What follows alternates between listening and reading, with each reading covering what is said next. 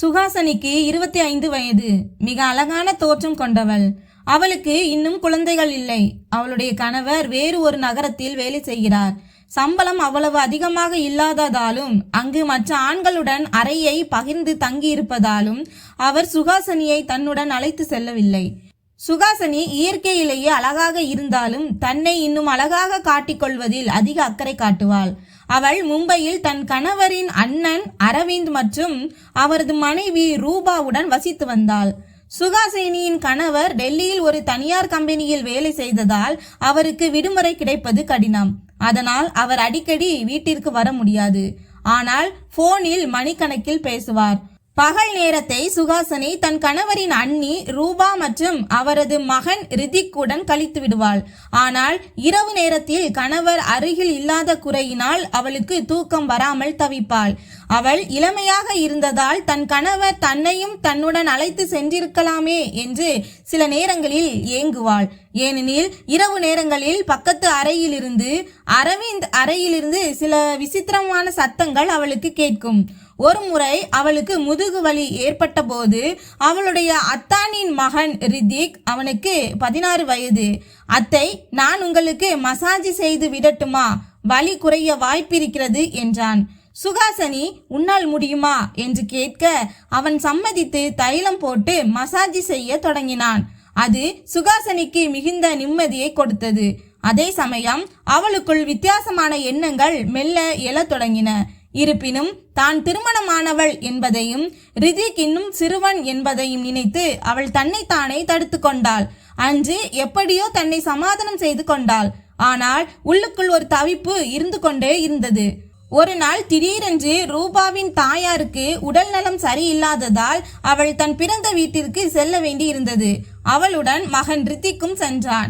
ஏனெனில் அவனது பாட்டி அவனை பார்க்க விரும்பினார். ரூபா சுஹாசினியிடம், நான் உன் மச்சானிடம் போனில் விஷயத்தை சொல்லிவிடுகிறேன், நீ வீட்டை பார்த்துக்கொள், அவருக்கு உணவு மட்டும் கொடுத்துவிடு என்று கூறிவிட்டு இரவில் பேருந்தில் கிளம்பி சென்றாள். அன்று இரவு அவள் மச்சான் அரவிந்த் வீட்டிற்கு வந்தபோது சுஹாசினி ஏதோ வேலையாக இருந்தாள். அவர் அவளை கவனிக்காமல் நேராக குளிக்க சென்று விட்டார். சிறிது நேரம் கழித்து அறையில் இருந்து அரவிந்த் குரல் கேட்டது. ரூபா, கொஞ்சம் துண்டு கொடு. அப்போதுதான் சுஹாசினிக்கு தெரிந்தது அக்கா ஊருக்கு சென்ற விஷயம் மச்சானுக்கு இன்னும் தெரியவில்லை என்று. உடனே அவள் துண்டை எடுத்துக்கொண்டு விரைவாக சென்றாள். சுஹாசினி கதவை தட்டிய உடனேயே அவளுடைய மச்சான் அவளை தன் மனைவி என்று தவறாக நினைத்து திடீரென வாஷ்ரூமுக்குள் இழுத்து கொண்டார். அப்போது ஷவரில் இருந்து தண்ணீர் அவர் மேல் கொட்டி கொண்டிருந்தது. சுஹாசினி அவரிடமிருந்து கையை விடுவிக்க முயன்றாள். ஆனால் ஷவர் தண்ணீரால் அவள் முழுவதும் நனைந்து விட்டாள். அவளுக்கு பதட்டமாக இருந்தது. சுஹாசினியின் குரலை கேட்டவுடன் அவர் உடனே அவளை தன் பக்கம் திருப்பி பார்த்தார். அவள் முகத்தை கண்டதும் அவர் பதற்றமடைந்து கையை விட்டுவிட்டார். சுஹாசினி அங்கிருந்து வேகமாக வெளியே ஓடி வந்தாள். வெளியே வந்ததும் அவள் இதயம் படபடவென துடித்தது. அவள் உடனே தன் நனைந்த ஆடைகளை மாற்றிக்கொண்டாள். அதற்குள் அவர் குளித்து முடித்துவிட்டு வெளியே வந்து டைனிங் டேபிள் அருகே அமர்ந்தார். அவர் ரூபா என்று சத்தமாக அழைத்தார். சுஹாசினிக்கு இன்னும் வெக்கமாகவே இருந்தது. இருந்தாலும் அவர் கூப்பிட்ட குரலை கேட்டு அவரிடம் சென்றாள். தலை குனிந்தபடியே, அக்கா தன் பிறந்த வீட்டிற்கு சென்றிருக்கிறார், நீங்கள் அமருங்கள், நான் உணவு பரிமாறுகிறேன் என்றாள். அதற்கு அவர், அப்படியா? அவள் போன் செய்திருந்தாள், ஆனால் நான் வேலையாக இருந்ததால் எடுக்கவில்லை என்றார். அவர் நாற்காலியில் அமர சுஹாசினி அவருக்கு உணவு பரிமாறினாள். அவளால் அவர் முகத்தை பார்த்து பேசவே முடியவில்லை. அப்போது அவர், நீ சாப்பிட்டாயா என்று கேட்க, நீங்கள் சாப்பிடுங்கள், நான் பிறகு சாப்பிடுகிறேன் என்றாள். உடனே அவர் சுஹாசினியின் கையை பிடித்து, மன்னித்து விடு, நான் உன்னை ரூபா என்று தவறாக நினைத்து விட்டேன் என்றார். சுஹாசினி, பரவாயில்லை, அது தெரியாமல் நடந்தது என்று எனக்கு தெரியும் என்றாள். அதற்கு அவர், நீ என்னை உண்மையிலேயே மன்னித்து விட்டாய் என்றால் என்னுடன் அமர்ந்து சாப்பிடு என்றார். சுஹாசினியும் சரி என்று சொல்லி இருவரும் அமர்ந்து சாப்பிட்டவாறே பல விஷயங்களை பேசிக் கொண்டிருந்தனர். சாப்பிட்டு முடித்ததும் சுஹாசினி பாத்திரங்களை சுத்தம் செய்ய தொடங்கினாள். இப்போது வேண்டாம், காலையில் பார்த்து கொள்ளலாம், போய் தூங்கு என்றார் அவர். ஆனால் சுஹாசினி, காலையிலும் நான் தானே செய்ய வேண்டும், இப்போதே செய்து விடுகிறேன் என்று கூறி வேலையை தொடர்ந்தாள். உடனே அவரும் அவளுடன் சேர்ந்து பாத்திரங்களை கழுவ தொடங்கினார். நீங்கள் விடுங்கள், நான் செய்து கொள்கிறேன் என்று சுஹாசினி மீண்டும் சொன்னாள். எப்படி விடுவது? நீ இவ்வளவு வேலை செய்கிறாய், நான் உனக்கு உதவி கூட செய்யக்கூடாதா என்று கேட்டவாறே அவர் தொடர்ந்து உதவினார். சுகாசனி மீண்டும் ஒரு முறை தடுத்தபோது, என்னை உதவி செய்ய விடு, இந்த சாக்கிலாவது உன்னிடம் கொஞ்சம் பேச முடியுமே என்றார். வேலைகள் அனைத்தும் முடிந்த பிறகு இருவரும் சிறிது நேரம் பேசிக் கொண்டிருந்தனர். பிறகு சுகாசனி, சரி, இரவு நேரமாகிவிட்டது, நான் கிளம்புகிறேன் என்றாள். அவளுக்கு அங்கிருந்து செல்ல மனமில்லை. அவரை பார்க்கும்போது அவள் மனதிற்குள் ஏதோ ஒரு வித்தியாசமான எண்ணம் ஏற்பட்டது. ஒருவித தயக்கத்துடனேயே அவள் தன் அறைக்கு செல்ல தொடங்கினாள். அவளுடைய மச்சானும் அவளுக்கு குட் நைட் சொல்லிவிட்டு சென்றார். மறுநாள் காலை அவர் எழுவதற்கு முன்பே சுகாசனி எல்லா வேலைகளையும் முடித்துவிட்டு காலை உணவு சமைக்க தொடங்கினாள். அதற்குள் அவர் வெளியே வந்து, அட, இவ்வளவு சீக்கிரம் இதையெல்லாம் செய்ய என்ன அவசியம் என்று கேட்டார். அதற்கு சுகாசனி, உங்களுக்கு அலுவலகத்திற்கு நேரமாகிவிடக் கூடாதல்லவா, அதான் என்றார். அவர், இன்று அலுவலகம் இல்லை, இதை உன்னிடம் நேற்றிரவே சொல்ல நினைத்தேன், ஆனால் உனக்கு தூக்கம் வந்துவிட்டது, நானும் சொல்ல மறந்துவிட்டேன் என்றார். பரவாயில்லை, நீங்கள் குளித்துவிட்டு வாருங்கள், நான் உணவு பரிமாறுகிறேன் என்றாள் சுகாசனி.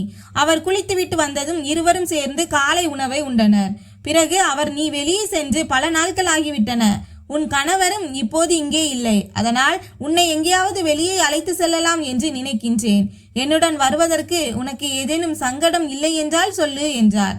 அதற்கு சுகாசினி, நிச்சயமாக எனக்கு எந்த சங்கடமும் இல்லை மச்சான், ஆனால் அக்காவுக்கு தெரிந்தால் என்னவாகும் என்று கேட்டாள். அதற்கு அவர், நீ ஏன் அதை பற்றி கவலைப்படுகிறாய், உன் மீது எனக்கு அந்தளவு கூட உரிமை இல்லையா என்றார். அதன் பிறகு அவர் அவளை வெளியே அழைத்து சென்று ஒரு திரைப்படம் காட்டி ஹோட்டலில் உணவளித்து நிறைய ஷாப்பிங்கும் செய்து கொடுத்தார். மாலை நேரமானதும் இரவு உணவிற்காக வெளியிலேயே சில உணவுகளை வாங்கி கொண்டு அவர்கள் வீட்டிற்கு புறப்பட்டனர். அப்போது சுகாசனியின் கணவரிடமிருந்து அழைப்பு வந்தது. சுகாசனி போனை எடுத்து பேச தொடங்கினாள். அதே சமயம் டாக்ஸியில் ஏறுவதற்காக அவளுடைய மச்சான் அவளை கூப்பிட்டார். சுகாசனி தன் கணவரிடம், நான் உங்களிடம் சிறிது நேரம் கழித்து பேசுகிறேன் என்று சொல்லிவிட்டு அவர் பதிலை எதிர்பாராமல் இணைப்பை துண்டித்தாள். சுகாசனி இப்படி செய்வது இதுவே முதல் முறை என்பதால் அவர் கணவருக்கு ஏதோ விசித்திரமாக தோன்றியது. மேலும் போனில் ஒரு ஆணின் குரலும் கேட்டது. சுகாசனி யாருடன் இருக்கிறாள் என்று அவர் யோசிக்க தொடங்கினார். பிறகு அதிகமாக யோசிக்க வேண்டாம், அவளை போன் செய்யும் போது யாரிடம் இருந்தாள் என்று கேட்டுக்கொள்ளலாம் என்று சமாதானம் அடைந்தார். இரவு சுகாசனி தன் மச்சானுடன் சேர்ந்து உணவு உண்டாள். இப்போது அவள் அவரிடம் மிகவும் சகஜமாக பழக தொடங்கியிருந்தாள். சாப்பிட்டு முடித்துவிட்டு அறைக்கு செல்லும் போது அவள், இன்று என் கணவர் உங்கள் தம்பி இல்லாத குறையை நீங்கள் போக்கிவிட்டீர்கள், நீங்கள் மிகவும் நல்லவர் என்றாள். அதற்கு அவர், அவருடைய குறையை நான் எப்படி போக்க முடியும், அது என் கையில் இல்லையே என்றார். சுகாசனி வெக்கத்துடன், நீங்கள் அவருடைய அண்ணன், அவருக்கு இருக்கும் அதே உரிமை உங்களுக்கும் உண்டு என்று கூறி புன்னகைத்தாள். சுகாசனியின் அந்த குறும்புத்தனமான புன்னகையை கண்டதும் அவருக்கு எல்லாம் புரிந்தது. சிறிது நேரம் கழித்து அவர், சரி, இரவு நேரமாகிவிட்டது என்று சொல்ல சுகாசனி எழுந்து தன் அறைக்கு சென்றாள். மச்சானிடம் வெளிப்படையாக சொல்லியும் அவர் தன் விருப்பத்தை புரிந்து கொள்ளவில்லையே என்று அவளுக்கு வருத்தமாக இருந்தது. அன்று இரவு சுகாசனி உறங்கிவிட்டாள். மறுநாள் காலை அவளுடைய கணவரிடமிருந்து போன் வந்தது. நேற்று நீ எங்கே இருந்தாய், வாகனங்களின் சத்தம் கேட்டதே என்று அவர் கேட்டதற்கு தான் கடை வீதிக்கு சென்றிருந்ததாக சொன்னாள். யாருடன் சென்றாய் என்று அவர் கேட்க, என்ன கேள்வி இது என்று சுகாசனி மழுப்பினாள். அதற்கு அவர், நான் உனக்கு போன் செய்த போது ஒரு ஆணின் குரல் கேட்டது, அவர் கூப்பிட்ட உடனே நீ இணைப்பை துண்டித்து விட்டாயே என்றார். அதற்கு சுகாசனி, உண்மையில் என்னுடன் உங்கள் அண்ணன் இருந்தார் என்றாள். எனக்கு உடல்நிலை சரியில்லை என்று அவள் சொல்ல தொடங்க கணவர் குறுக்கிட்டு, இப்போதுதானே கடை வீதிக்கு சென்றதாக சொன்னாய் என்றார். அவள் சற்று தடுமாறி, உங்களை வருத்தப்பட வைக்க விரும்பவில்லை, அதான் அப்படி சொன்னேன். எனக்கு உடல்நிலை சரியில்லாததால் உங்கள் அண்ணன் என்னை மருத்துவரிடம் அழைத்து சென்றார் என்று சமாளித்தாள். உனக்கு என்ன ஆனது என்று அவர் பதற்றத்துடன் கேட்க, காய்ச்சல் என்று போய் சொன்னாள். சரி, உடம்பை பார்த்துக்கொள், மருந்துகளை சரியாக எடுத்துக்கொள், ஏதேனும் பிரச்சனை என்றால் அண்ணனிடம் சொல், அவர் மீண்டும் உன்னை மருத்துவரிடம் அழைத்து செல்வார் என்றார் கணவர். அரவிந்த் மச்சான் அலுவலகம் சென்ற பிறகு சுகாசனிக்கு வீட்டில் இருக்கவே பிடிக்கவில்லை. அவளது ஆசைகள் மீண்டும் மீண்டும் அவளை நிம்மதியாக இருக்க விடவில்லை. அவள் தன் மச்சானுக்கு போன் செய்தாள். என்ன ஆச்சு சுகாசனி, என்ன விஷயம் என்று அவர் கேட்க, ஒன்றுமில்லை, உங்களைத்தான் நினைத்து கொண்டிருந்தேன், உங்களுடன் நேரம் செலவிட்டது மிகவும் நன்றாக இருந்தது என்றாள். அவள் பேசிக் கொண்டிருக்கும் போதே அவளது கணவரிடமிருந்து மீண்டும் மீண்டும் அழைப்புகள் வந்தன. ஆனால் சுகாசினி அவற்றை பொருட்படுத்தாமல் தன் மச்சானுடன் பேசுவதிலேயே மும்முரமாக இருந்தாள். அங்கே அவளது கணவர் 1 மணி நேரமாக போன் செய்தும் பிஸி என்றே வந்ததால் கவலை அடைந்தார். இதற்கு முன்பு சுகாசினியின் போன் இவ்வளவு நேரம் பிஸியாக இருந்ததே இல்லை. அப்படியே இருந்தாலும் சிறிது நேரத்தில் அவளை கூப்பிடுவாள். ஆனால் இன்று முழு பகல் பொழுதும் கழிந்தும் சுகாசினியிடமிருந்து அழைப்பு வரவில்லை. அவர் அவளது அழைப்பிற்காக காத்திருந்தார். அன்று அவள் மச்சான் அரவிந்த் சீக்கிரமே வீட்டிற்கு வந்துவிட்டார். அவரை கண்டதும் சுகாசினி மகிழ்ச்சி அடைந்தாள். அவள் தலைகுனிந்து நிற்க அவர், சுகாசினி பார், உனக்காக ஐஸ்கிரீம் வாங்கி வந்திருக்கிறேன் என்று அவளிடம் கொடுத்தார். சுகாசினி பார்த்தபோது அங்கே ஒரே ஒரு ஐஸ்கிரீம் மட்டுமே இருந்தது. மச்சான், இது என்ன? இது ஒன்றுதான் இருக்கிறதே, நீங்கள் உங்களுக்காக ஐஸ்கிரீம் வாங்கி வரவில்லையா என்று சுகாசினி கேட்க அவளுடைய மச்சான் புன்னகைத்துவிட்டு, நாம் இருவரும் ஒன்றிலேயே சாப்பிட்டு கொள்ளலாம், இப்போது தனித்தனியாக சாப்பிட என்ன அவசியம் என்றார். சுகாசினி ஐஸ்கிரீமை ஃப்ரிட்ஜில் வைத்தாள். அவர் குளிக்க சென்றார். குளித்து முடித்து விட்டு வந்ததும் சுகாசினியை அழைத்தார். சுகாசினி அவருக்கு உணவு பரிமாறினாள். இருவரும் சேர்ந்து சாப்பிட்ட பிறகு சுகாசினி ஐஸ்கிரீமை எடுத்து வந்தாள். அவள் தன் கைகளாலேயே அவள் மச்சானுக்கு ஐஸ்கிரீம் ஊட்டினாள். இருவரும் சேர்ந்து ஐஸ்கிரீம் சாப்பிட்டனர். அப்போது அவர், இப்போது உனக்கு போர் அடிக்கவில்லை அல்லவா என்று கேட்டார். இப்போதும் என் தம்பியின் நினைவு உனக்கு அதிகமாக வருகிறதா என்று அவர் கேட்க, சுகாசினி, இல்லை, இப்போது அவருடைய நினைவு எனக்கு வருவதே இல்லை. இன்று நான் அவரிடம் போனில் கூட அதிகம் பேசவில்லை என்றாள். உடனே அவள் மச்சான் அரவிந்த் சுகாசினியின் கையை தன் கையில் பிடித்துக்கொண்டு, உனக்கு விருப்பம் என்றால் என் தம்பியின் எல்லா குறைகளையும் என்னால் போக்க முடியும் என்றார்.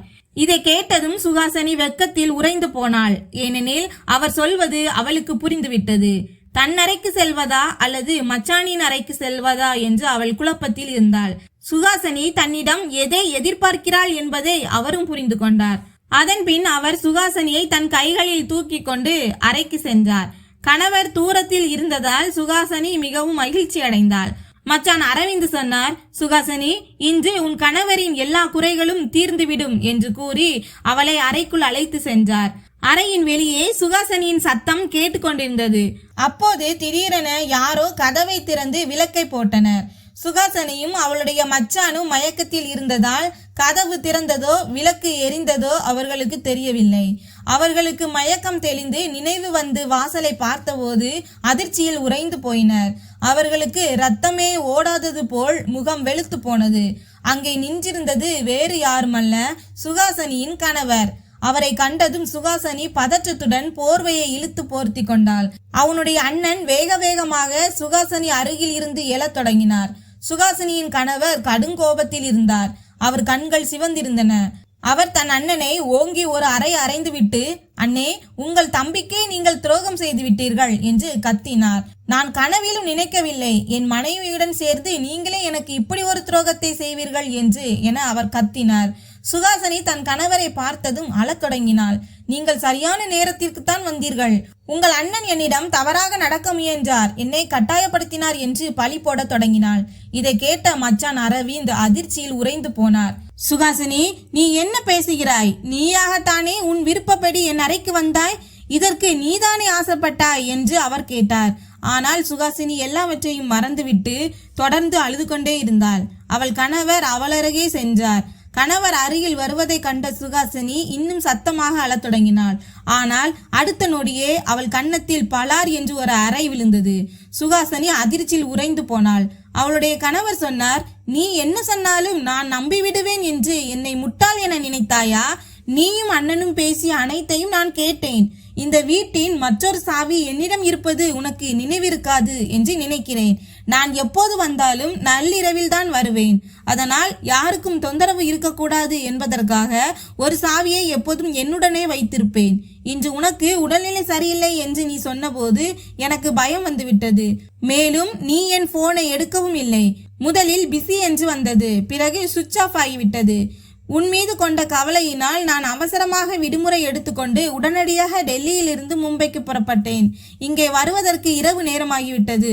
நான் என் சாவியை வைத்து கதவை திறந்து உள்ளே வந்து என் அறைக்கு சென்றேன். அங்கே உன்னை காணவில்லை. நீ ஒருவேளை சமையல் அறையில் இருப்பாய் என்று நினைத்து அங்கே சென்று பார்த்தேன். அங்கேயும் நீ இல்லை. அப்போதுதான் அண்ணன் அறையிலிருந்து சத்தம் கேட்டது. அண்ணி பிறந்த வீட்டிற்கு சென்றிருப்பதாக நீயே எனக்கு சொன்னது நினைவுக்கு வந்தது. முதலில் அங்கே நீ இருக்கிறாயோ அல்லது வேறு யாரோ இருக்கிறார்களோ என்று தோன்றியது. என் மனம் கேட்கவில்லை. ஒருவேளை நீ வெளியே சென்றிருக்கலாம். அண்ணன் யாராவது வேறு பெண்ணை வீட்டிற்கு அழைத்து வந்திருப்பாரோ என்று எண்ணி அன்னிக்காக வருத்தப்பட்டேன். அண்ணனை கையும் களவுமாக பிடித்து அவர் தவற்றை உணர்த்த வேண்டும் என்று நினைத்து கதவை திறந்தேன். ஆனால் உள்ளே இருந்த காட்சியை கண்டபோதுதான் உன்னை போன்ற ஒரு பெண்ணை திருமணம் செய்தது என் தவறு என்று எனக்கு புரிந்தது. நீங்கள் இருவரும் இதில் எவ்வளவு மூழ்கி போய் இருந்தீர்கள் என்றால், கடந்த 10 நிமிடங்களாக நான் இங்கே நின்று உங்கள் இந்த அசிங்கத்தை பார்த்து கொண்டிருப்பது கூட உங்களுக்கு தெரியவில்லை. இந்த நபர் உன்னை கட்டாயப்படுத்துகிறார் என்பதற்கான எந்த அறிகுறியும் அங்கே தெரியவில்லை என்று சுகாசினியின் கணவர் கோபமாக கூறினார். பிறகு தன் அண்ணனை பார்த்து, ஆமாம், இந்த நபர். ஏனெனில் இன்று முதல் உங்களை அண்ணன் என்று அழைக்க எனக்கு விருப்பமில்லை என்று சொல்லிவிட்டு அந்த வீட்டை விட்டு வெளியேறினார். மறுநாள் காலை சுகாசினியின் அக்கா ரூபா வீட்டிற்கு திரும்பி வந்தாள். அவளுடன் சுகாசினியின் கணவரும் இருந்தார். இதை கண்டு சுகாசினியும் அவளது மச்சானும் அதிர்ச்சி அடைந்தனர். சுகாசினியின் கணவர் ஏற்கனவே அன்னியிடம் நடந்த உண்மைகள் அனைத்தையும் சொல்லியிருந்தார். அன்னி கதறி அழுது கொண்டு தன் கணவரை அடிக்க தொடங்கினாள். என் அன்பில் என்ன குறை கண்டீர்கள்? நான் சில நாட்கள் வீட்டை விட்டு சென்றால் உங்கள் தம்பியின் மனைவியுடனேயே இப்படி செய்ய வேண்டுமா? ஒரு முறையாவது உங்கள் மகனை பற்றி யோசித்தீர்களா? தன் தந்தை தன் சித்தியுடனேயே இப்படி செய்கிறார் என்று தெரிந்தால் அவன் என்ன நினைப்பான்?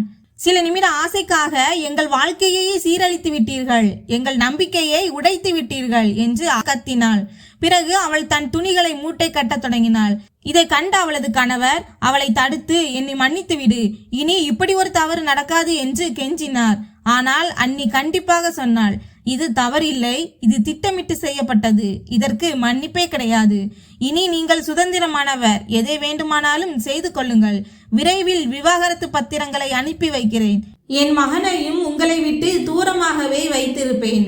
உங்கள் நிழல் பட்டால் அவனும் உங்களைப் போலவே துரோகியாக மாறிவிடுவான். சுகாசினியின் கணவரும் அவளை விட்டு பிரிந்து விவாகரத்து செய்ய முடிவு செய்தார். சுகாசினி இப்போது எங்கும் செல்ல இடமில்லாமல் தவித்தாள். ஏனெனில் அவள் தன் மச்சானை இதில் சிக்க வைக்கவும் பழி போடவும் முயன்றிருந்தாள். இதனால் அவளால் இப்போது அவள் மச்சானிடமும் தஞ்சமடைய முடியாது. சுகாசினியும் அவள் மச்சானும் தனித்தனியாக அழுது கொண்டிருந்தனர். சுகாசினியின் கணவர் தன் அண்ணியை அழைத்து கொண்டு அந்த வீட்டை விட்டு வெளியேறினார். அண்ணி தன் பிறந்த வீட்டிற்கு சென்றாள். கணவர் டெல்லிக்கு திரும்பினார். சில நாட்களுக்கு பிறகு விவாகரத்து பத்திரங்கள் வந்தன. சுகாசினிக்கும் அவளது கணவருக்கும் விவாகரத்து ஆனது. சுகாசினியின் வாழ்க்கை முழுமையாக சீரழிந்து விட்டது. அவள் இப்போது தன் பிறந்த வீட்டில் வசதிகள் எதுவுமின்றி காலத்தை கழித்து வருகிறாள்.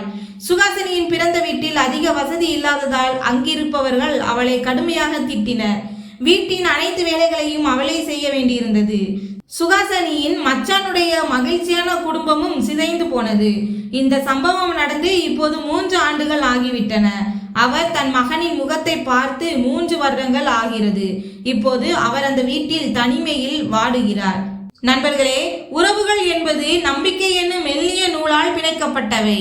சில நிமிட சந்தோஷத்திற்காக உறவுகளுக்கு துரோகம் இழைக்கப்படும் போது அதன் விளைவுகள் இப்படித்தான் அமையும். உங்களை நேசிப்பவர்களுக்கு மதிப்பளியுங்கள், அவர்களின் அன்பை போற்றுங்கள். நேர்மையான வாழ்க்கை துணை கிடைப்பது மிகவும் கடினம். அப்படிப்பட்ட ஒருவர் உங்களுக்கு கிடைத்தால் அவருக்கு துரோகம் செய்யாதீர்கள். இல்லையெனில் நீங்கள் வாழ்நாள் முழுவதும் வருந்த வேண்டியிருக்கும்.